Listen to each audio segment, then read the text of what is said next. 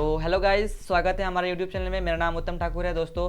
और आज का जो वीडियो होने वाला है दोस्तों बहुत ही अच्छे होने वाला है, क्योंकि आज मैं आपको बताने वाला हूँ IFS के बारे में। दोस्तों IFS क्या है, तो दोस्तों मैं इसके बारे में और टोटल चीज़ बताने वाला हूँ कि इसमें एज लिमिट कितना है, इसका एलिजिबिलिटी कितना है, आप हाउ टू मतलब अप्लाई कैसे करें, आपका सैलरी कितना होगा, आपका कितना बार आप अटेम्प्ट करेंगे, आप मतलब कि ऑल टोटल चीज़ आपको इसके बारे में बताने वाले हैं। तो दोस्तों हमारे चैनल पर बने रहें, और दोस्तों अगर न्यू है इस चैनल पर दोस्तों हमारे चैनल को सब्सक्राइब कर ले। तो चलिए दोस्तों वीडियो को स्टार्ट करते हैं। तो चलिए, तो दोस्तों सबसे पहले मैं आपको बता दूं IFS है क्या। दोस्तों IFS एक इंडियन फॉरेन सर्विस है, ठीक है, जो कि आपको फॉरेन में जाके इस सर्विस को करना पड़ता है। और जितने भी फॉरेन में मतलब कि आउट ऑफ इंडिया में मतलब कि जितने भी अगर कोई भी काम होता है तो ठीक है दोस्तों, आपको वहाँ पे जाके रिप्रेजेंट करना पड़ता है।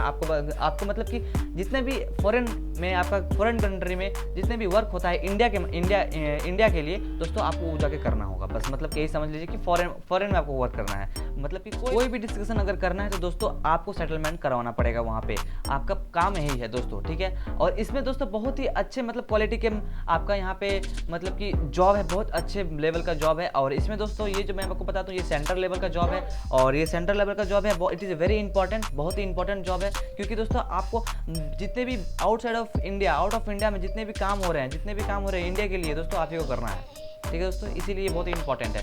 और तो चलिए दोस्तों आपको मैं बता दूँ अभी कि एलिजिबिलिटी कितनी है, इसकी एज क्राइटेरिया कितनी है, कि इसके हाउ टू अप्लाई और मैं बताऊंगा भी। तो चलिए दोस्तों पहले आपको बता दूँ कि एज क्राइटेरिया ठीक है कितना है इसका, एलिजिबिलिटी कितनी। तो इसमें आपको क्या करना है, आपको ग्रेजुएशन बहुत ही इंपॉर्टेंट है, ग्रेजुएशन का डिग्री बहुत ही इंपॉर्टेंट है। और दोस्तों मैं आपको बता दूं कि ग्रेजुएशन के साथ साथ आप कोई भी एक्सट्रीम से कर सकते हैं, कोई भी एक्सट्रीम से कोई दिक्कत नहीं है, आपका बस ग्रेजुएशन लेवल का डिग्री होना चाहिए। और मिनिमम मार्क्स के साथ बस आपको पास होना है आपको बस। और आप कोई सा भी डिग्री ले, आप BA किए हैं या BBA किए हैं या कोई भी इंजीनियरिंग कोर्स किए हैं, लेकिन आपका बस ये डिप्लोमा कोर्स ये आप ग्रेजुएशन कोर्स आपका मतलब कि इंपॉर्टेंट है, इसके लिए बस इतना ही इंपॉर्टेंट है। आप कुछ भी कर ले, कुछ भी करें, लेकिन आपको बस ग्रेजुएशन लेवल का बस होना चाहिए डिग्री, ठीक है। ये हो गया दोस्तों बातें। अब आते हैं दोस्तों एज लिमिट में, ठीक है। एज लिमिट कितना है दोस्तों, आपको मैं बताता हूँ। एज लिमिट जो है दोस्तों OBC ST और जनरल के लिए सबके लिए अलग अलग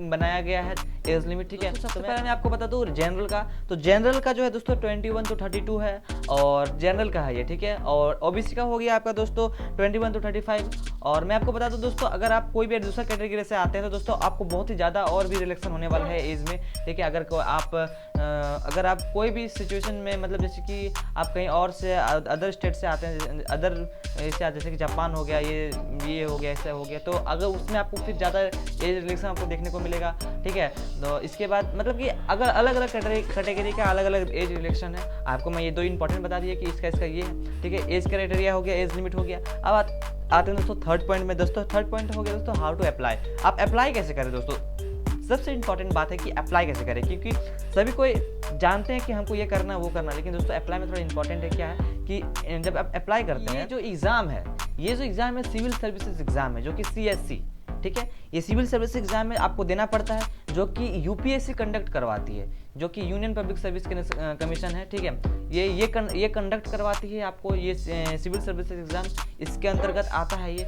आपको इसमें जो है दोस्तों क्या होता है, इसमें आपको सबसे पहले इसका फॉर्म भरना पड़ता है, और इसी का लेवल में ये एग्जाम देने के बाद आपको एक रैंकिंग मिलती है, उस रैंकिंग के हिसाब से आपको पोस्टिंग मिलती है। तो दोस्तों इसी तरह सबसे पोस्टिंग में मतलब कि बहुत सारा इसका पोस्टिंग, जैसे कि IAS हो गया, IFS हो गया, ये मतलब कि ये इसका मतलब कि अगर आप भरते हैं तो UPSC एग्जाम देते हैं तो दोस्तों 4-5 पोस्टिंग है ऐसे, जो कि एक ही लेवल का एग्जाम होता है, ठीक है। तो इसी तरह का यही अंतर्गत ये भी आता है IFS, जो कि इसी के तरह का जैसे कि IAS का एग्जाम होता है, सेम टू सेम उसी तरह टाइप का ये भी है, ठीक है। आपको इसके लिए दोस्तों अप्लाई करना होगा सबसे पहले, जो कि शायद फरवरी में इसका फॉर्म निकलता है, जो कि हर साल निकलता है फरवरी में फॉर्म। और इसका ऑफिशियल वेबसाइट में जाके आप चेक हमेशा करते रहे, जब फरवरी का टाइम आएगा उस समय से आप चेक करते रहे कि कब आता है ये।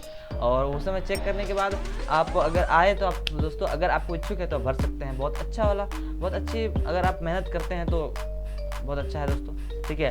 ये हो गया दोस्तों हाउ टू अप्लाई। अब आते हैं दोस्तों एग्जाम पैटर्न में दोस्तों इसका जो एग्जाम है वो 3 लेवल में होता है, ठीक है दोस्तों। एग्जाम 3 लेवल में होता है और सभी को कहते हैं दोस्तों बहुत हार्ड, लेकिन दोस्तों अगर आपका अंदर में जुनून है, बहुत अच्छे से तैयारी किए दोस्तों, कुछ हार्ड नहीं है, क्योंकि आपके जितने भी यहाँ पे कोर्सेज किए हुए हैं, जितने भी यूपीएससी निकाले हुए हैं, सब दोस्तों आप ही के जैसा एक नॉर्मल इंसान है, आप ही के जैसा एक नॉर्मल इंसान है। सभी को उन्होंने सभी मतलब कि उन्होंने भी इसी तरह प्रैक्टिस किया और उन्होंने निकाला है, ठीक है। तो ज़्यादा हार्ड नहीं है, अपने मतलब कि दिमाग को ये बताया कि ज़्यादा हार्ड नहीं, नॉर्मल है, बस क्लियर करना है, कोई दिक्कत नहीं। बस दोस्तों क्या होता है कि अपने जो भी मतलब आप जो तैयारी कर रहे हैं दोस्तों, अपने कोई अगर आपका देखता है आपको, तो भाई हाँ लगना चाहिए कि भाई ये तैयारी कर रहा है, क्योंकि जब आपके आंखों को देखेगा कोई तो लगेगा हाँ भाई इसका आंख मतलब क्या लगेगा कि हाँ भाई तैयारी कर रहा है, बस इतना, ठीक है ना।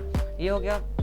तो इसका एग्जाम पैटर्न बता दें दोस्तों। एग्जाम पैटर्न 3 टाइप का होता है। सबसे पहला है आपका प्री एग्जाम, सेकंड हो गया आपका मेन एग्जाम और थर्ड हो गया आपका इंटरव्यू, ठीक है। 3 टाइप का एग्जाम होगा। इस 3 को क्वालिफाई करेंगे तो फिर आप वहाँ पे आपको ट्रेनिंग मिलने के बाद जा सकते हैं। दोस्तों मैं आपको बता दूं जो प्री एग्जाम है दोस्तों, उसमें आपका 2 पेपर होने वाला है, 2 की मल्टीपल चॉइस क्वेश्चन होगा, और आपका जो मेंस एग्जाम है उसमें आपको 9 पेपर देना होता है, ठीक है, जो कि आपका रिटन एग्जाम होगा। और जो इंटरव्यू है दोस्तों, इंटरव्यू हो गया दोस्तों, वो आपका पर्सनैलिटी चेक होगा, जो कि आपका मतलब कि आप किस तरह के बोलते हैं, किस तरह के आपका स्टैंडर्ड क्वालिटी है, वो उसमें चेक किया जाता है। आपका पर्सनैलिटी किस तरह का वो आपको चेक किया जाता है उसमें। ये 3 प्रकार के एग्जाम को आप क्रैक कीजिएगा। इसके बाद आपका ट्रेनिंग होगा दोस्तों, जो कि लवासना में होता है। बहुत ही वहाँ पे लवासना में ट्रेनिंग होने के बाद आपका वहाँ पे 2 साल का जो ट्रेनिंग होगा उसको कंप्लीट करने के बाद आप वर्क में ज्वाइन कर सकते हैं। ये हो गया दोस्तों एग्जाम पैटर्न। अब आते हैं दोस्तों क्या कि अटेम्प्ट कितना बार दे सकते हैं, ठीक है दोस्तों।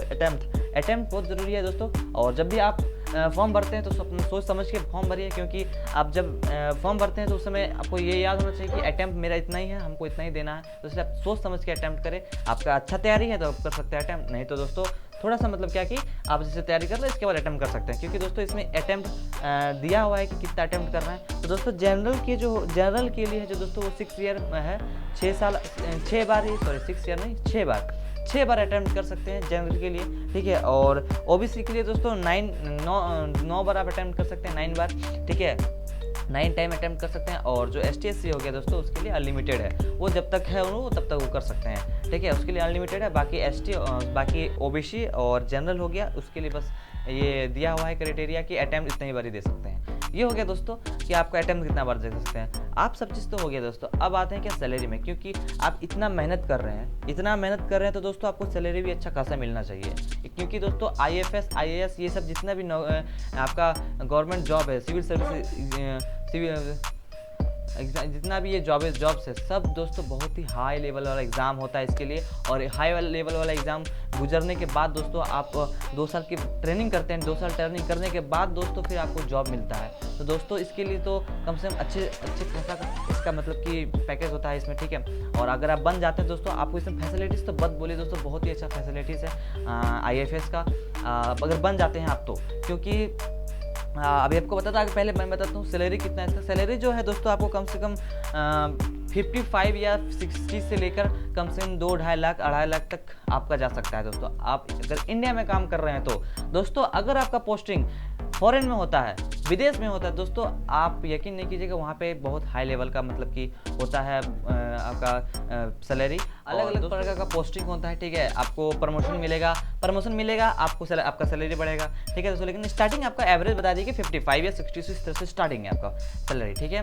और दोस्तों मैं आपको फैसिलिटीज़ बता दूँ, ये फैसिलिटीज़ जो है दोस्तों इसमें बहुत सारे फैसिलिटीज़ मिलता है। अगर आप फॉरेन में करते हैं तो आपको वहाँ पे घर मिलेगा, कार मिलेगा, आपको सिक्योरिटी मिलेगी, सब चीज़ की यहाँ पे इसमें आपको सुविधा मिलेगी। काहे कि ये बहुत ही बड़ा स्तर पे आपका जॉब है, और इसलिए क्योंकि आपको बड़े के साथ अच्छे मतलब कि क्या टॉकिंग बातें करनी होती है। और आप अगर आप फॉरेन में जाते हैं कहीं भी सीखने की मतलब कि जॉब करने के लिए, तो दोस्तों आपको उसमें एक मतलब कि लैंग्वेज सीखना पड़ता है आपको, कि अगर मान लीजिए आप चाइना में पोस्टिंग होना चाहते हैं तो दोस्तों वहाँ पे आपको चाइनीज़ आपको सीखना पड़ेगा, इंग्लिश सीखना पड़ेगा। मतलब कि जहाँ पे आपका जहाँ पे आप पोस्टिंग लेना चाहते हैं वहाँ का आपका लैंग्वेज सीखना पड़ेगा, बस इतना है।